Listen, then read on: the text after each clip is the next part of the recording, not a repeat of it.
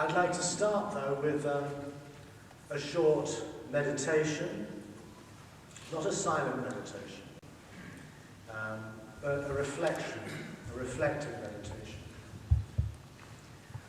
When I was training as a Tibetan Buddhist monk, as a young man, a Tibetan Buddhist monk, a Buddhist monk, one of the reflections that we were encouraged to practice every day was a reflection on death. And I've worked out a somewhat more simplified version of the traditional approach, but it follows the same outline. So before we begin the talk, I'd like us just to sit quietly, and I'll guide you in this. There are 3 points in this meditation. One is to reflect on the certainty of death.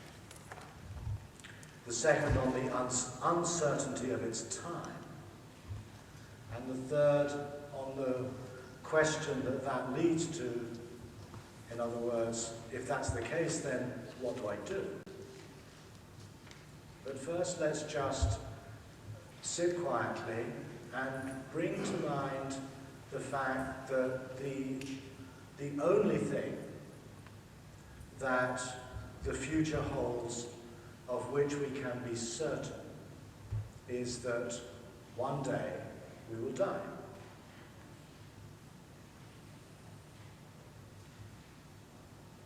That everything else that we plan for or dream of or fear may not happen.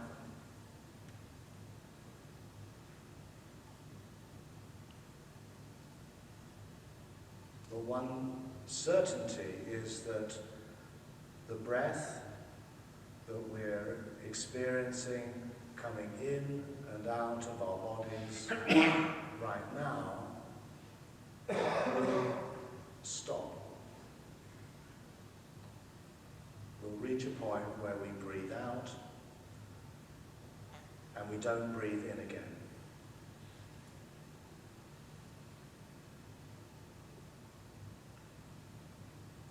And as you reflect on this in a meditative way, allow yourself to feel the physical, the bodily, the visceral response to that certainty.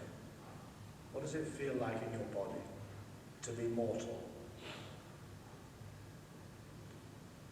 That your heartbeat, which you take so for granted, the warmth of your skin against your clothes, the sound of other people's voices. All of this, at one point, will stop.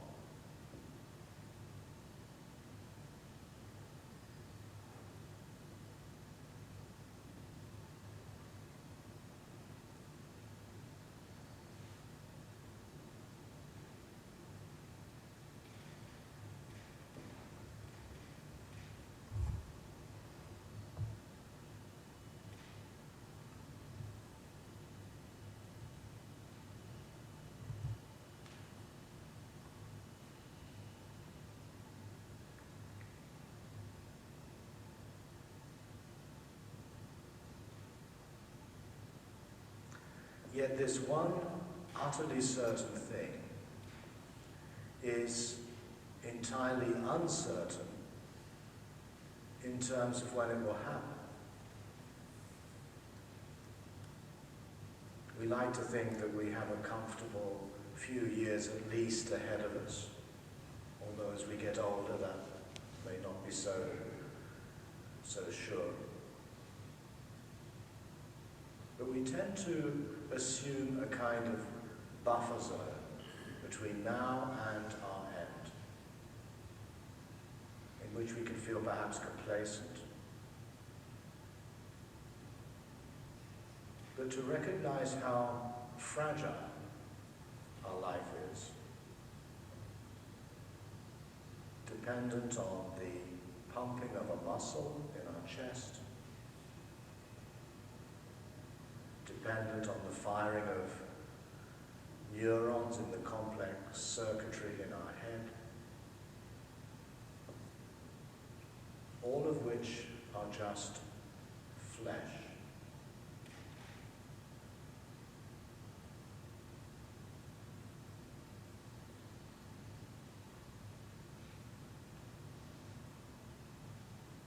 To bring to mind, perhaps, people close to us, family, friends, who from one day to the next are no longer with us, who suffer heart attacks, strokes, accidents, and for a few moments bring to mind someone you knew well, let's say of your own age, who with little warning disappeared.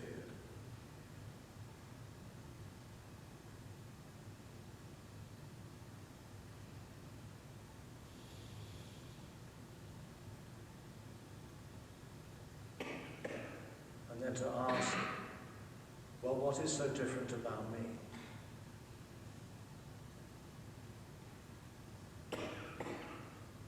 Could not exactly the same fate await me? Maybe tomorrow, next week. We simply don't know.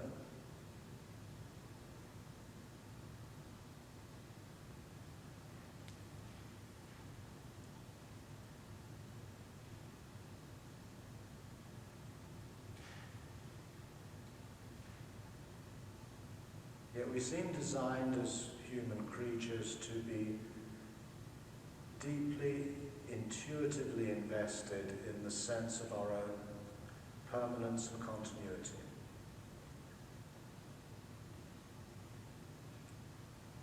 It's very difficult to imagine not being here.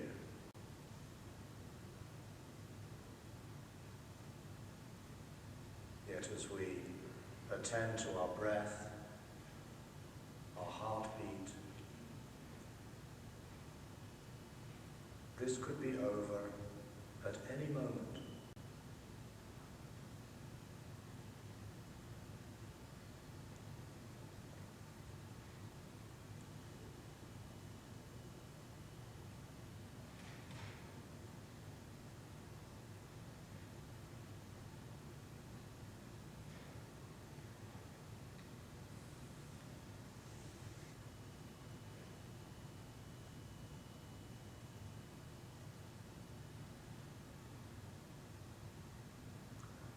The paradox of this reflection is that rather than lead us into thoughts of despondency and gloom and meaninglessness, it can very easily alert us to the wondrous fact that we are here at all. By contemplating our mortality, we heighten our immediate sense of being alive, of being here, with all our senses, our thoughts, our feelings, our relationships, our concerns.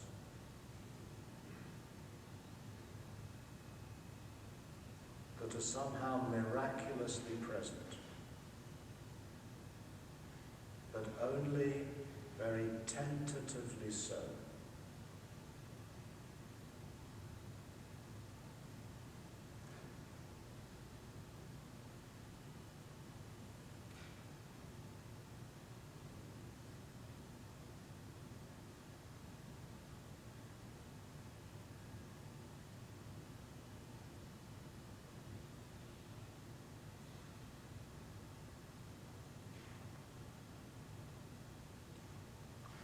And since it is the case that our death is certain, but the time of our death utterly uncertain, then this raises the ethical question: how do I live in the time remaining to me? How do I lead a life I consider good? A life I can feel proud of? A life of integrity? A life that honors and embodies my values, my deepest values? So what do I do in a world in which the only certainty is my end, but that is an end that could occur at any moment? And just stay for a few moments with that question.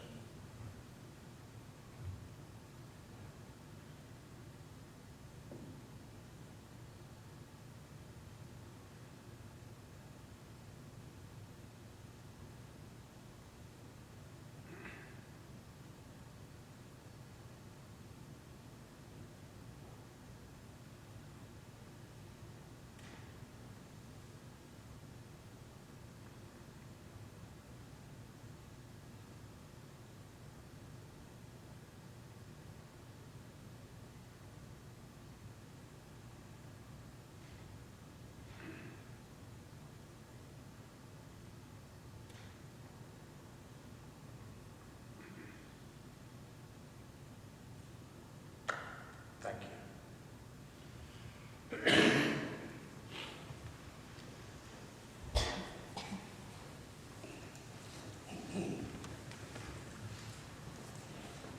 The reason I started with that short meditation was to try and remind us of what our ultimate concern in life might be. Again, that's a term from Paul Tillich. Ultimate concern was his definition of faith, and that about which one is ultimately concerned, his definition of God. But I feel that this, the ultimacy of our concern, in other words, not the fact that I've got to do certain things next week and I've got appointments here and I really have to deal with this particular problem in my life, but the concern about what the Chinese call the great matter of birth and death, which is so overwhelming at some moments in our life, and yet strangely so easily forgotten. And on retreats, at meetings like this, we have the opportunity to return to what really matters for us, to what is really lies at the very deep, the very depth of what it means for us to be human in this world.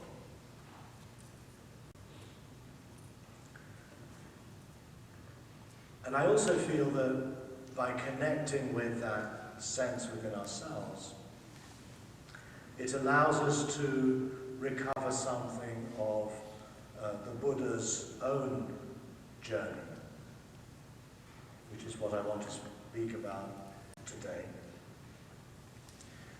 To try to recover something of how this man, Gautama, who lived in the 5th century BC in India, how he started likewise with this kind of concern, this kind of awareness. Traditionally, this is presented to us through a legend of a young man who grows up as a prince with all kinds of power and enjoyment ahead of him. And yet he goes outside of the security of his palace walls and encounters a corpse an aging or elderly person, a sick person, and a wandering mendicant. And on each occasion he turns to his charioteer and he says, "What's this?" And the charioteer explains and he says, "And this will happen to all of us?" And the charioteer says, "Yes." Now, there's no evidence at all that this actually happened. It's too theatrical to be taken literally. But it is a very important guiding myth that underpins the Buddhist tradition. When we go back into the earliest texts, there's only one passage that I'm aware of where the Buddha articulates the questions that drove him to seek understanding, to seek insight. And there were three of them.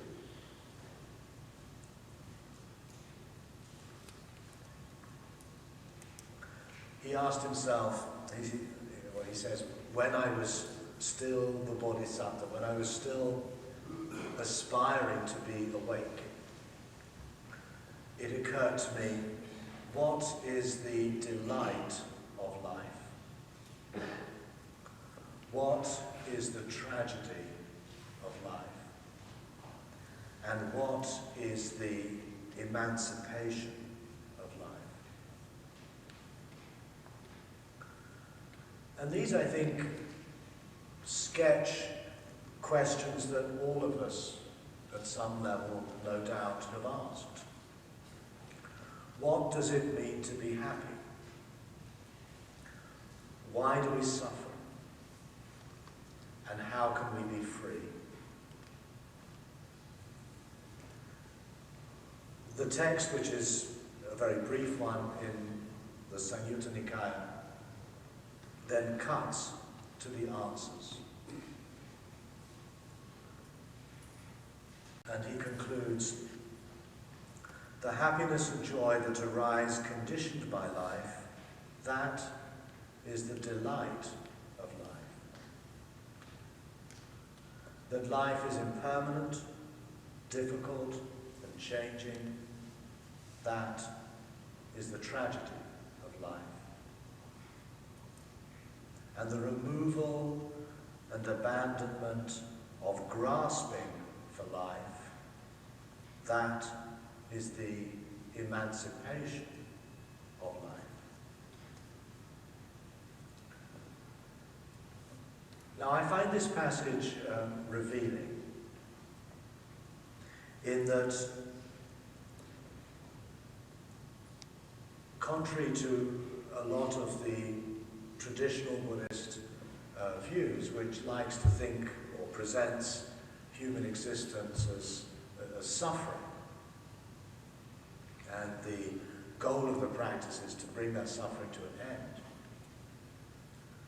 which, frankly, I think says more about the context of the Indian renunciant or ascetic tradition than it does about what is distinctive in the Buddha's vision, is that the Buddha is actually concerned with a complex of questions. He's concerned about where does happiness and delight and well-being originate? And the answer is, in a sense, almost tautological. That the happiness and joy that are conditioned by life itself, that is the joy, the well-being that we undergo. We don't need to seek that outside of the conditioned world in which we live. There's not some higher source or power that will grant us grace, that will bring a deeper sense of well-being to us. But this very life, here and now, is a source of joy. But at the same time, this life that is a source of joy is one that is impermanent, that is changing, that is fraught with difficulty, with the unexpected, with tragedy. That's part of the story too. You can't have one without the other.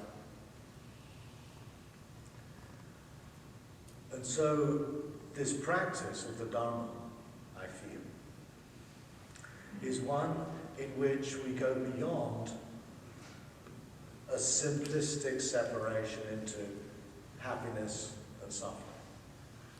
But we embrace the totality of what's going on in all of its joy and in all of its pain. They coexist. They're part and parcel of the same experience. And within that tragic, joyful experience, there is the possibility of freedom, nissarana, emancipation. And that freedom is achieved by letting go of a certain hold, a certain grasping, a certain fixating on things. That we fixate on the good, joyous moments. We don't want them to go away. We yearn for them, we crave them, failing to recognize that they are ephemeral. And likewise, we grasp and hold on to pain, not in terms of trying to keep it, but to refuse it, to deny it, to not tolerate it. And here, of course, we're not talking about some intellectual philosophy, some distant reflection on the world, but rather he's trying to articulate how we feel deep down within ourselves, how we react instinctively to what's happening. There's this deep-seated tendency to hold on, to freeze, to fix, to push away, to pull towards. And that is the very opposite of a free, emancipated life. We get stuck in the inertia of such habits, deep-seated habits. That is what keeps us stuck and prevents us from being fully alive, from flourishing. To be fully alive from this point of view requires both an openness and appreciation of joy and an acceptance and a tolerance and a compassion for suffering, which pretty much coexist. And then he concludes this passage by saying it was only when these three understandings were clear to him that he could claim to have found a peerless awakening in this world. In other words, what we often talk of as enlightenment is here defined not as gaining some privileged insight into the nature of an ultimate truth, but is understood as understanding the nature of joy, the nature of tragedy, and the nature of freedom. So what I want to explore this morning are different ways in which the Buddha spoke of his awakening. I prefer to use the word awakening rather than enlightenment, primarily because it's closer metaphorically to the word bodhi. Bodhi means to be awake. It also does mean in a more general sense, it means to understand or to gain insight into. But it has its root in the idea of being awake. And if we think about it, this is a metaphor. In other words, there's something about this experience that is similar to the experience all of us had a couple of hours ago,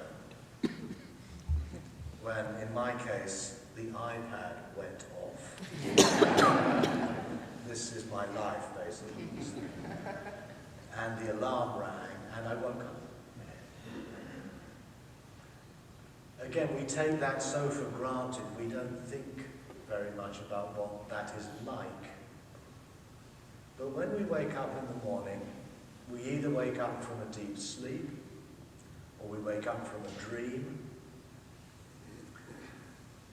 and we return to the world that is revealed to us through our six senses, and we return to a world of others. When we're dreaming or when we're in a deep sleep, we are locked into our own subjectivity. When we wake up, we're back in the world that is unpredictable, in which we have to negotiate our way through the day, which inevitably involves other people, a community, a society, a world. So I feel there is a great richness in the metaphor of awakening that is not quite so pronounced in the metaphor of enlightenment. Enlightenment is basically a light being cast into a place that was formerly dark, which is a metaphor the Buddha uses quite a lot, actually.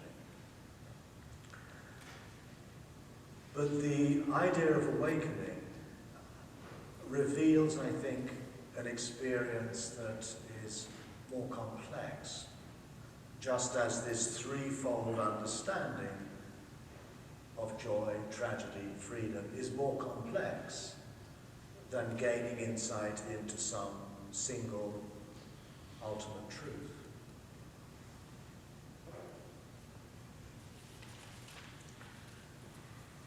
I want to read you a passage which scholars regard as probably the earliest account of the Buddha's awakening. There are several in the early canon, but let's focus today on this one. It's found in a text called the Noble Quest, and that's one of the middle-length discourses, number 26, if you want to look it up. This is in my own translation, which differs somewhat from that of Bhikkhu Bodhi and Nyanamoli, which is the best-known English version. This is what the Buddha says. He says, "This Dharma I have reached is deep, hard to see, difficult to awaken to, quiet and excellent, not confined by thought, subtle, sensed or felt by the wise. But people love their place.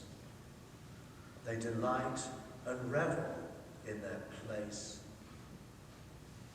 It is hard for people who love, delight, and revel in their place to see this ground. Because of this conditionality, I'll explain. Conditioned arising. And also hard to see this ground, the stilling of inclinations, the fading away of reactivity, desirelessness, ceasing, nirvana. This is a very rich passage. I've thought about it for a long time, and I probably haven't got to the bottom of it yet. But let's try to unpack it. As with so many of these early texts, what is sometimes the most striking about them is not so much what they say, but what they don't say. And that's not something, obviously, that you immediately notice. What this text does not say is, includes many of the things that we sometimes take for granted as to what enlightenment or awakening is. When I was trained in the Tibetan tradition, awakening or enlightenment was understood as gaining direct, non-conceptual insight into emptiness, shunyata. When I was a monk in the Zen tradition, enlightenment was understood as gaining an immediate experience of the true nature of mind. Not mind with a small n, mind with a big N, shin. Yet here, not only do we not find words like emptiness or mind, we also don't find a term that means to know. There's not a single word here that's related to the Sanskrit jñā, to know, to understand. That cognitive language is completely absent. Rather than coming to know something, or to know something ultimate and singular like emptiness or mind, we have instead an account of someone who undergoes a radical shift in perspective. And this shift in perspective is stated through a play on two terms: place and ground.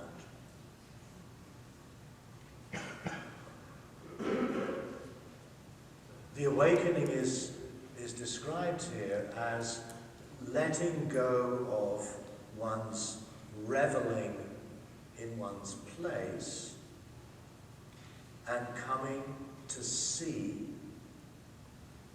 one's ground. Again, see is an ocular metaphor. It's as though we see something with the eyes, our eyes open. It's not a mental, cognitive act, but rather more like what happens when we open our eyes and we see this world.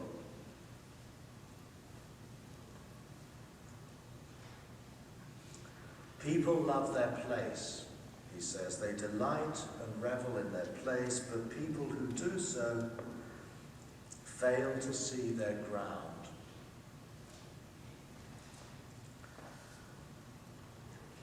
It's probably a wordplay, because the terms in Pali, alaya, I'm translating as place, tanha as ground, in some senses mean roughly the same, out of context.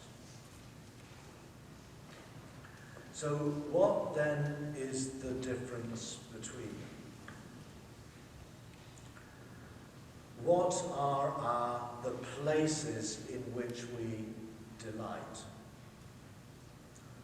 And I think there's a whole range here, starting perhaps from the most obvious place, and that's where we live.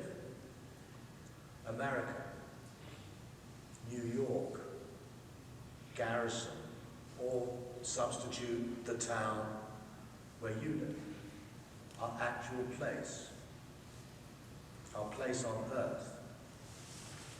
And although we might consider ourselves to be spiritual, serious people, I suspect that when our town or our country achieves some success, let's say, at a sporting event, there's a little part of us inside that goes, yes, we won.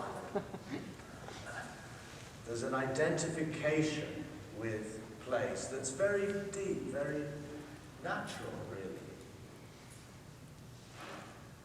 And although probably for most of us we don't take this entirely seriously, and we probably do not spend a lot of time agonizing over the fate of the local baseball team, nonetheless, there is that instinctive identification, attachment with our place.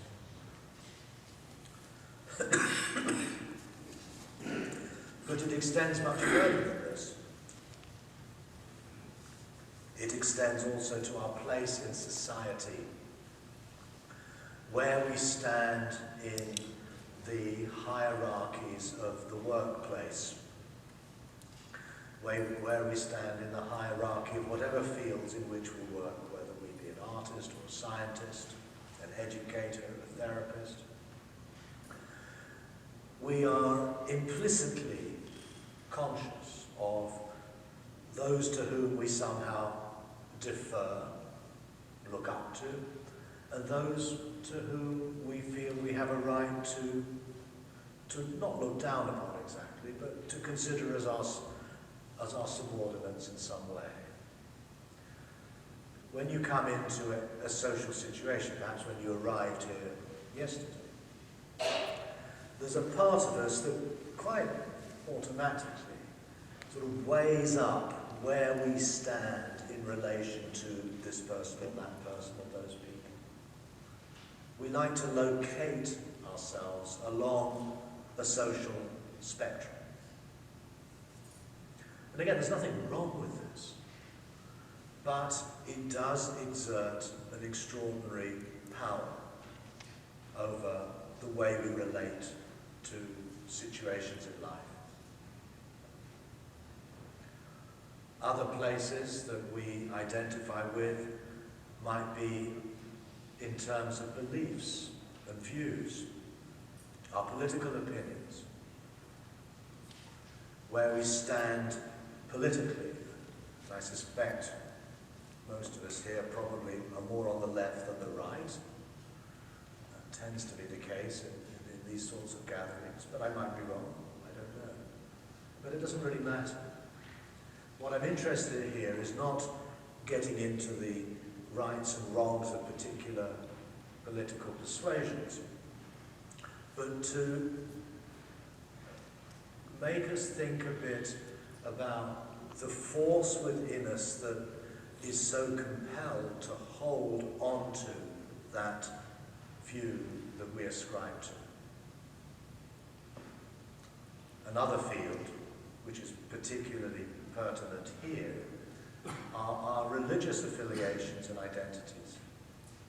We looked at this last night, and last night we explored the possibility of enjoying not identifying so strongly with any particular religious place, but rather living in between, which was a way, in a way, to touch on some of these themes here. And I think the reason why attachment to place is so strong is because we live in a highly precarious world. Things are very uncertain. Our life is uncertain. The fate of the world is uncertain. Things happen that we don't want or expect. And our delighting and reveling in a place gives us a sense of security. If we hold on to being American, of a particular political view, having a particular role in society, belonging to a particular religion, that gives us a kind of consolation, a comfort that despite the chaos and the change and the unpredictability of life, here at least we are safe. This is what makes us feel safe. If we push this idea a little further into into psychology, then the place we hold on to is our own sense of me, the ego. And if anyone has meditated for more than a few nanoseconds, they will be aware of how automatically we find ourselves running the story of me. We try to meditate on the breath or the koan, or we generate loving kindness. And very quickly, the default reaction to not doing much is to revert to the story of me. What I want, what I don't want, what I'm going to do, what I've done. That is clearly a place that we are very invested in. And again, I think that's quite natural. It's simply how human organisms work. There's nothing wrong with it. And I think it would be a mistake to think that the aim of meditation is to somehow delete, to get rid of all these things. We'll never do that. But we can, however, come into another relationship with it. We can learn to look upon these behaviors with a greater lightness, maybe a certain irony, so that we're no longer so entangled in these habits of mind. And this again points to what we said before. This is about letting go of this grasping. So that, I think, is possibly what the Buddha meant by delighting and reveling in one's place. For him, this is problematic, not so much in and of itself. It's simply how human beings operate. It's problematic because it functions as a kind of anesthetic, as a kind of screen that prevents us from seeing something else. And this something else he calls our ground. And what is that ground? Well, it turns out to be twofold. Conditioned arising on the one hand, and nirvana on the other. It is hard for people who love, delight, and revel in their place to see this ground. Because of this conditionality, I don't really want to get too much into that rather clumsy translation of that term. Conditioned arising. Because of this conditionality means something like the causal nature of life itself, that things occur because of other conditions, that nothing is somehow there and justified in its own right, that everything operates within a matrix of circumstances, causes, reasons, other people. Nothing stands out in its own essential reality. And this other term, conditioned arising, dependent origination, a very central term in Buddhism. And although it does have somewhat of a jargon-like feel to it, what it's really pointing to is the fundamental contingency of experience itself. The uncertainty of the time of our death. This is a meditation on condition arising because of this conditionality. The world is an extraordinarily complex and delicate balancing act that is constantly in motion. It never slows down. It's unfolding, it's disappearing, moment to moment, and it's doing so in a lawful way. It's doing so according to what we understand in the sciences now, at least the sciences of the macroscopic world, of cause and effect.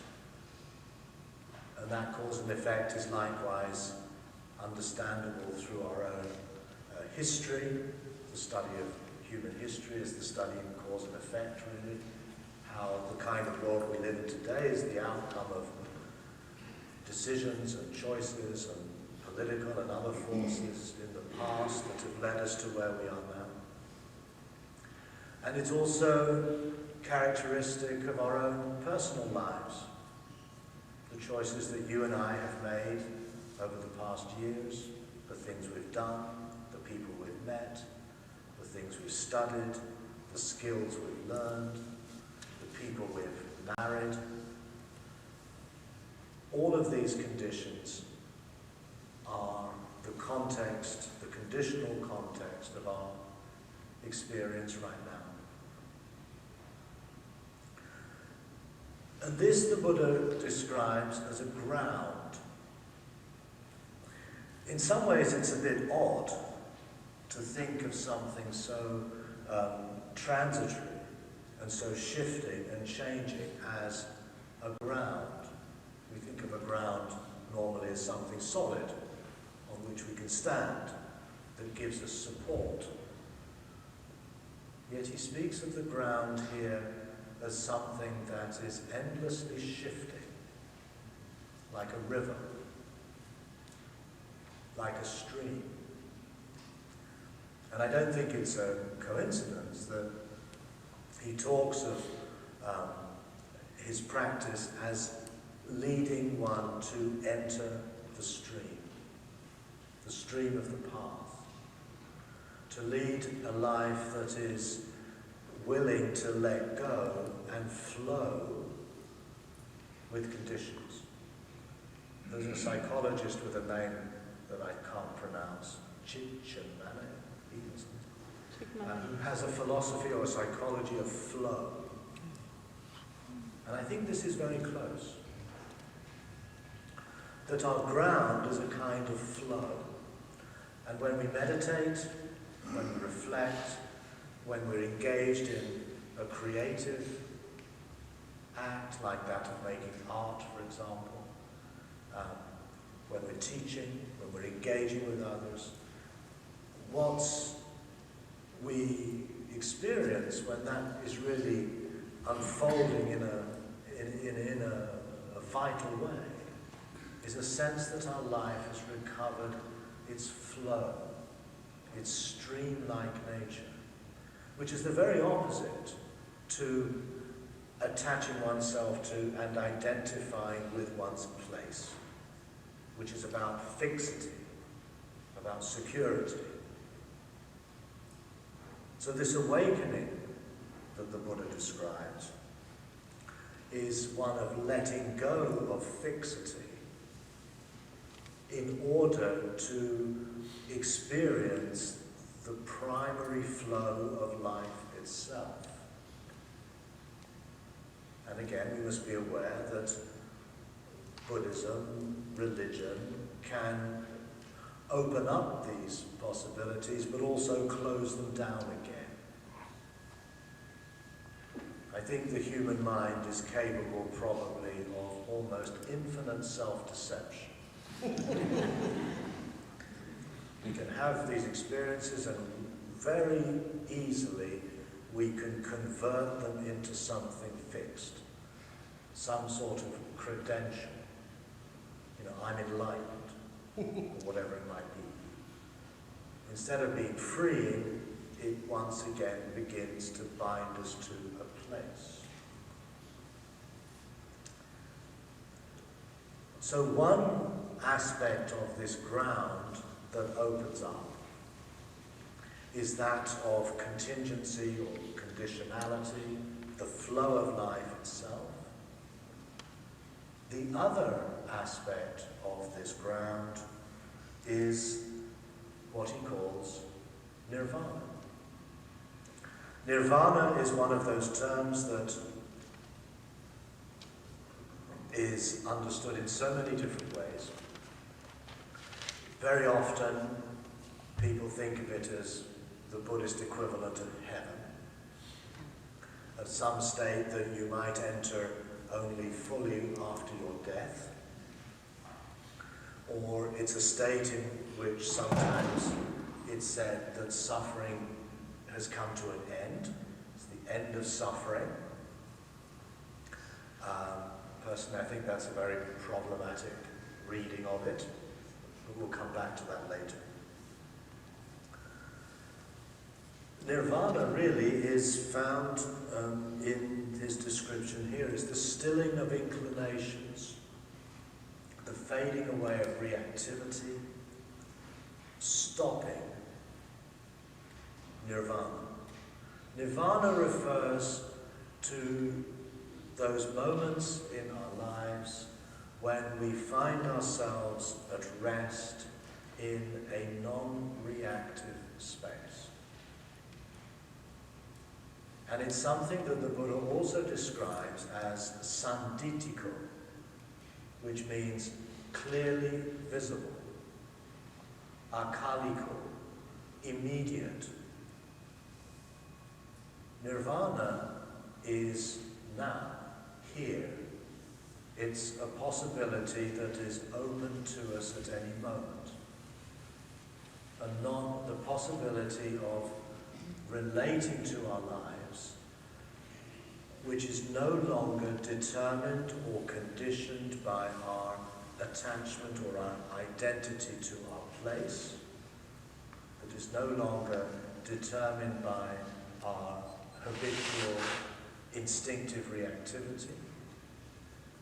And it's an experience that we settle into when we stop, when we sit, for example, when we bring our mind to rest on our breath, when we open our heart with loving kindness or compassion, when we ask ourselves a koan, what is this, for example?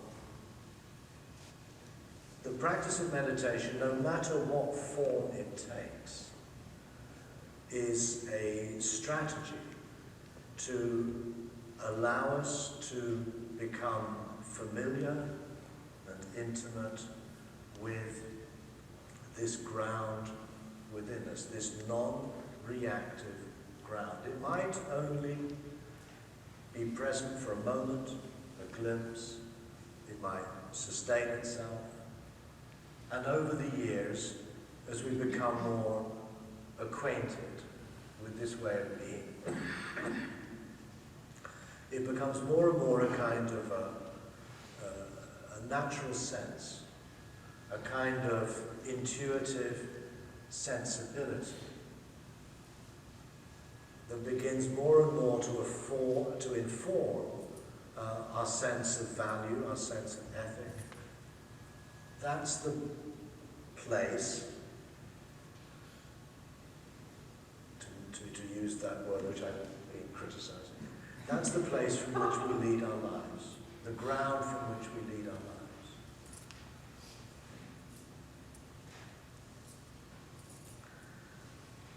So this account of the awakening is very much articulated in the language of process, not the language of states, of a state of enlightenment, for example. Some kind of detached mystical absorption in some higher reality or some deeper reality. But it's rather an account of how we could live differently. And it's an ongoing challenge. The Buddha and others may have opened this door to see the world, to come to terms with the world in this way. But for each of us, from moment to moment, this affords a template, a paradigm, within which to live in this world, here and now, moment to moment, in a way that is specific to our own makeup, to our own needs, to our own vision, to our own tradition. And in some ways, and maybe you've been thinking of this as I've been speaking, there's really very little here to do with Buddhism, or Christianity, or Islam. We don't seem to be in the discourse here of sectarian differences. We're tapping into something I feel to be more universal, to be more deeply and completely human. The rest are just labels, in a way. So I'd like to stop here, and for the next 15-20 minutes before we break, to open up the auditorium for questions or comments. Catherine, you have a mic? A row up?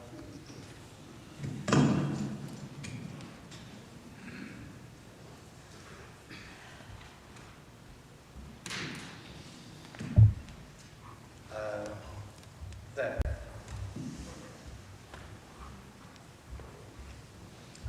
Thank you for that. The only thing that comes to mind that is Buddhist there, to me, is the meditation aspect. And so if you would just, there's such a strong association between Buddhism and meditation. And I'm not speaking as a Buddhist because I'm not. So I do practice meditation. I love that aspect. This is true. And I think one of, am I amplifying? Yeah. I think for many people in the world today, Buddhism and meditation are more or less inseparable. We're aware that there are, or let's say Eastern religions tend to be, Hinduism or Taoism, Buddhism, they all seem to have these disciplines that go under the rubric of meditation. And we also, though, both in the Christian tradition, there's also a contemplative tradition. And, but I feel it's somehow always, well, at least today, is somewhat marginal within the Christian tradition. But certainly in Catholicism, you have a very rich literature on contemplation. Again, I think we get muddled by the terminology here. Weirdly, the word we use, when we say meditation now, where strictly speaking it's more comparable to what traditionally we would have called contemplation. And strangely, when we use the word contemplation today, it's actually closer to what traditionally we would have called meditation. It's a weird inversion. Meditation, meditare, means to think deeply about something, contemplatio. Especially when you get to, for example, silent contemplation or infused contemplation in the Christian tradition, is more like what we think of now as meditation. But that's a footnote. I also think we live in a tradition in which we did have disciplines that were very close to those we now find in Buddhism and Hinduism. And those were found in the philosophical traditions of the Greeks, the Pyrrhonists, the Epicureans, the Stoics. All of these traditions were very committed to what is sometimes called spiritual exercises. And these really are meditative disciplines and practices. I mentioned last night Epicurus, who says that if philosophy does not heal your soul, then it is of no value at all.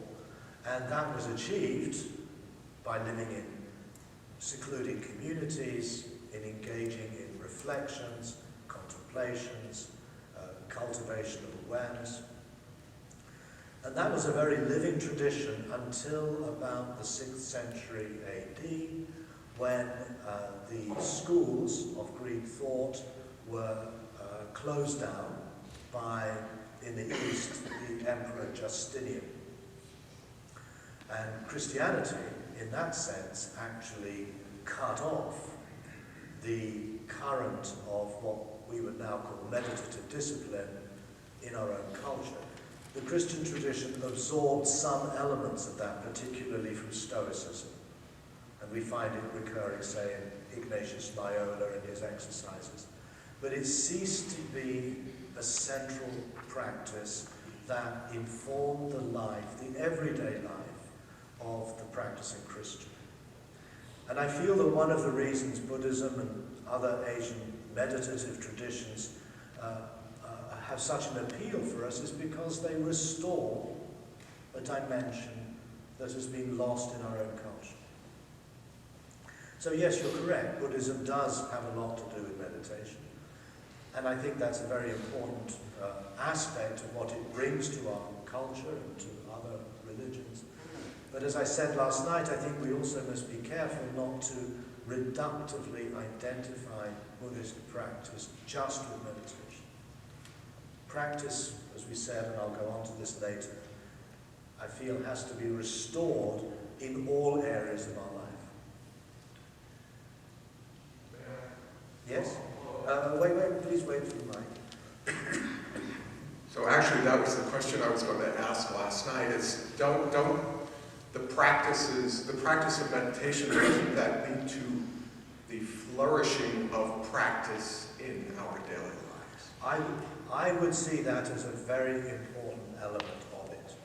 And yet, I think there's always the danger that we privilege meditation to certain points in the day.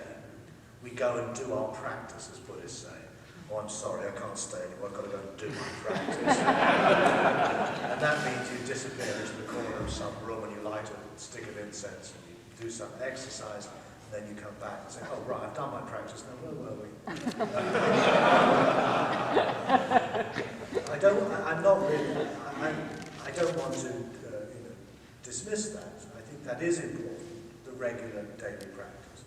But it becomes just another kind of compartmentalized behavior unless it serves as an inspiration, it serves as a framework for which becomes infused in how we think and how we speak and how we act, how we work. That is crucial.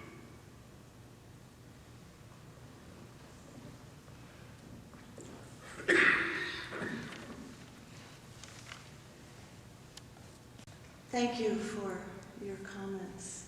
I'm interested in pursuing a little bit more deeply how you began to help us with this idea of place and ground.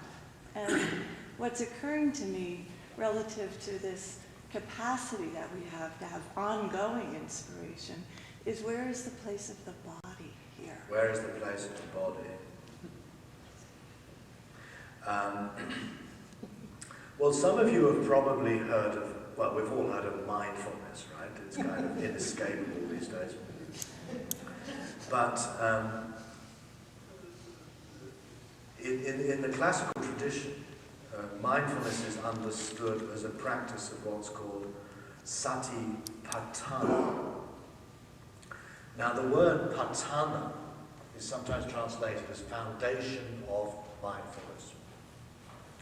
But actually the word patana, tana, is the same word, exactly the same word, as in tana, which I've translated as ground. And also, if we pick apart the Pali word, it's not actually a noun, it's a verb.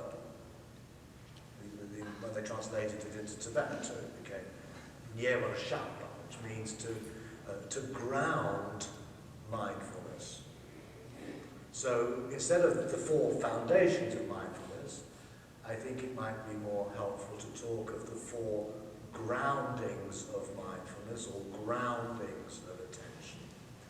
And the first grounding of mindfulness is in the body.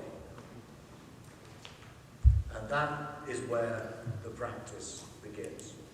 And this is, again, in some ways, what is distinctive about Buddhist meditation, is that it doesn't, as was the case with, say, the Brahmanic tradition of the Buddha's time and the Jain tradition, it's not about somehow denying the body and turning the attention inward into the true nature of myself. That's very much of the Upanishads, is that you say, who I really am is not this, not this, not this, not this. It's this luminous awareness that is deep within me, beyond the body, beyond the world, beyond experience. And that's, in a sense, the model for meditation. What the Buddha does is turn that totally on its head and describes meditation as actually starting with paying attention to the ordinary experience of your bodily life. He talks of how a bhikkhu goes into a forest and sits at the root of a tree and then turns his attention to the fact that he's breathing. And this awareness of the breath then becomes the starting point for an awareness of the body in its totality. In other words, grounding your attention in the felt physical sense of being embodied. So what I was talking about here, although it's true I didn't mention the body, and the body is not explicitly stated in the text, but when the Buddha teases out what he means by grounding attention, brothers, grounding, same word, starts, and I think is from then on rooted in an embodied experience. Nowadays, I think many people who do mindfulness meditation also do yoga, they do Tai Chi. Stefan mentioned the practice of sensory awareness that was developed quite independently of those traditions. And I feel that we live in a culture that is so centered or grounded in our heads, in our thoughts, in our ideas, that we find it quite difficult to really ground ourselves in our body. But such grounding seems to be integral to this experience the Buddha calls seeing one's ground. Conditionality and so on are first and foremost witnessed in the actual flesh of our own bodies. And so sitting, walking, which is the classic Buddhist approach, is also, although it may not be stated so explicitly, it's about coming back into our bodies, acknowledging that we are embodied, grounding our attention, paying attention to our feet on the ground, our bums on the cushions, our breath in our bodies. That is crucial. That's where it starts. I'd like to ask a question about the compartmentalization. In your own, well, if we were to catch you meditating, That would be embarrassing. what do you do at those moments when that you're doing. And the bigger question is, what has the process been like over the years from expanding that compartment into a consciousness during the flow of life's daily events that isn't just the compartment? Well, I think we can think of, I like to think of meditation in two quite distinct ways. Formal meditation, where we set aside a particular time in the day when we consciously do a particular exercise, and informal meditation, which is really much more about cultivating a sensibility, I would say, rather than becoming proficient in certain meditative techniques. Because our society is so dominated by a scientific, technical mindset, we often present meditation as though it were a technique for solving the problem of suffering, let's say. And the good meditator is the person who has become proficient in those techniques. And I always cringe a bit when people talk of Buddhism as a mind science, as though it's a kind of, and sometimes people will use the word, a kind of inner technology, spiritual technology. Now, to me, this might be helpful in terms of doing formal meditation practice, but it tends to privilege the formality and the expertise over the idea of meditation as a much broader sensibility. A sensibility that I think is better compared to that of an artist or a poet than a scientist or a technician. So, if I speak personally, I have spent a lot of time doing formal meditation training in different traditions.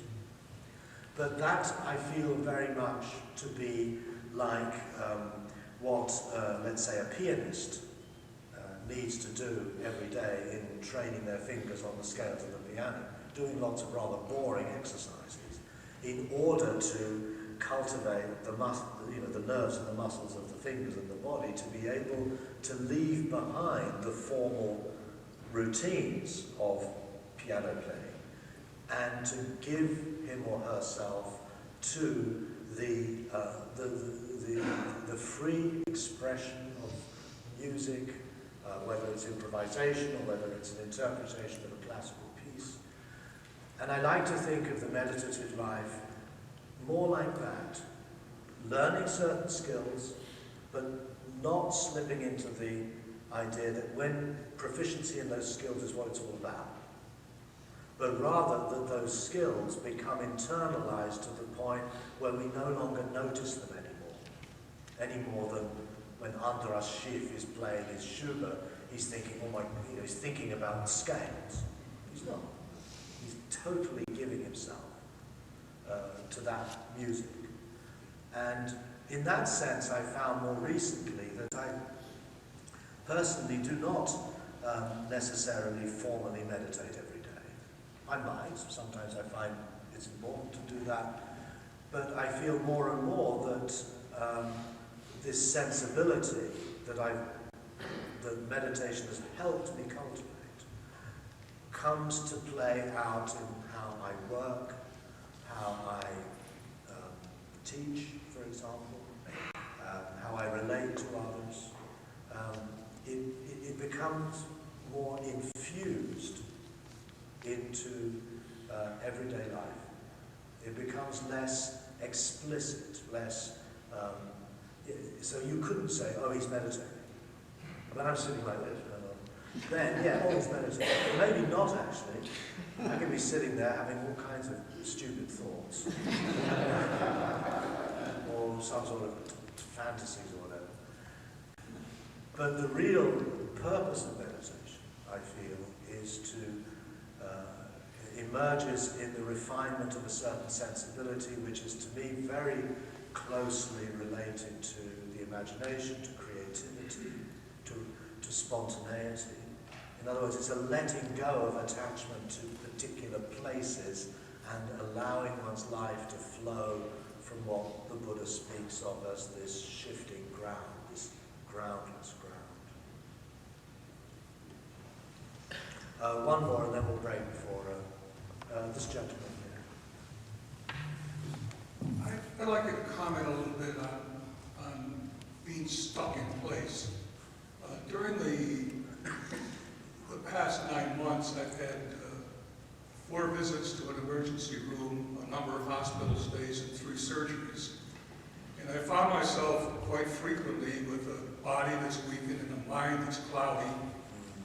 And I find it very difficult not to be stuck in place under those conditions. And I wonder if you can give me any help. Well, I have to defer to your to your experience. I often wonder how I'm going to deal with aging and sickness, and these things will one day definitely occur to me. And they, to me, are the great testing grounds of all of this stuff I'm talking about. I remember when I was first in India, Geshe Ngawang was one of my first Tibetan teachers. He told the story of a Lama called Patrul Rinpoche. And one day, the students of Patrul Rinpoche were woken up at night by this guy racing through the streets, screaming and shouting and hollering in pain. And they went outside to see what was going on, and it was Patrul Rinpoche, their great enlightenment. And they said, "What's going on?" And he said, "It's strange, I've been talking about awareness of death and impermanence all my life, but I never knew it was going to be like this."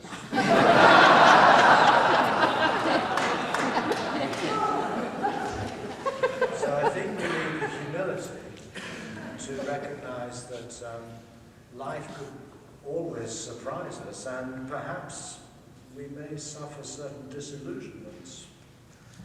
But unfortunately, we can't prepare for something we don't know. So I think all we can do, in a sense, is our best. And let life itself be the final judge of the effectiveness of our practice. Let's stop here.